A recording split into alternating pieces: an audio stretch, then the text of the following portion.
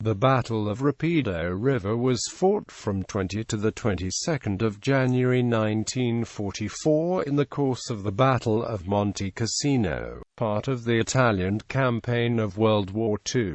Despite its name, the battle occurred on the Gari River. Lieutenant General Mark Clark, commanding general of the United States Fifth Army, in an attempt to break through the German defenses of the Winter Line, tried to cross the Gari River south of Monte Cassino, with two regiments of the U.S.36th Infantry Division, commanded by Major General Fred Walker. After crossing the river in boats, the Americans were the target of enemy fire from elements of the German 15th Panzer Grenadier Division stationed on the west bank of the river. The Americans suffered very high losses and were counterattacked, and after 2 days of fighting, the survivors went through the river. 2 regiments were destroyed and the attack had to be interrupted. Controversy followed the American defeat, with Clark criticizing his subordinates, which in turn polemicized with the commander of the Fifth Army for his tactics.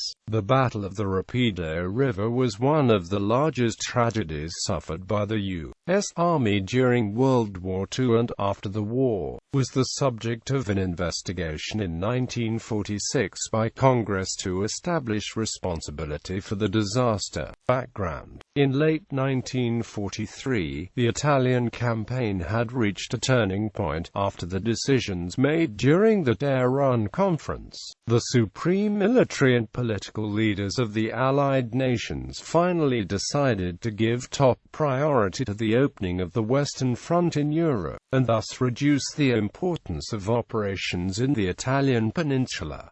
General Dwight D. Eisenhower, the Supreme Allied Commander, left the Mediterranean theater in December 1943 and returned to the United Kingdom to plan for Operation Overlord, the invasion of Normandy. Shortly afterwards, General Bernard Montgomery was given command of the 21st Army Group, and command of the British 8th Army passed to Lieutenant General Oliver Leeson. Returned to Great Britain. Also, 7 veteran Anglo-American divisions were withdrawn from the Mediterranean, waiting to be transferred to take part in the Normandy landings, scheduled for June 1944. Winston Churchill, the British Prime Minister, continued to assign great importance to the Italian campaign. On the other hand, and despite having shared in general plans for a second front, he considered it essential to achieve a great victory in Italy. He hoped to destroy the German armies there and build on the success in the direction of Southeast Europe to anticipate the arrival of the Soviet Red Army. Churchill also ordered the Allied armies in Italy to, despite the weakening of the strength, commit pressure on the enemy and attain important strategic objectives and propaganda blows. This included Lieutenant General Mark Wayne Clark, commander of the U.S. Fifth Army, who was absolutely determined to achieve victory by securing Rome first. The Allied advance through Italy bogged down around Monte Cassino, which was a crucial point in the Axis defensive positions known as the Winter Line. As a result, Allied commanders planned to outflank the Germans with Operation Shingle, an amphibious landing at Anzio. To assist in the landing, Allied forces to the south were launch attacks in the days leading up to Operation Shingle by seizing German positions across the Garigliano and Rapido rivers. It was hoped that German forces would be drawn away from Anzio to counter these attacks.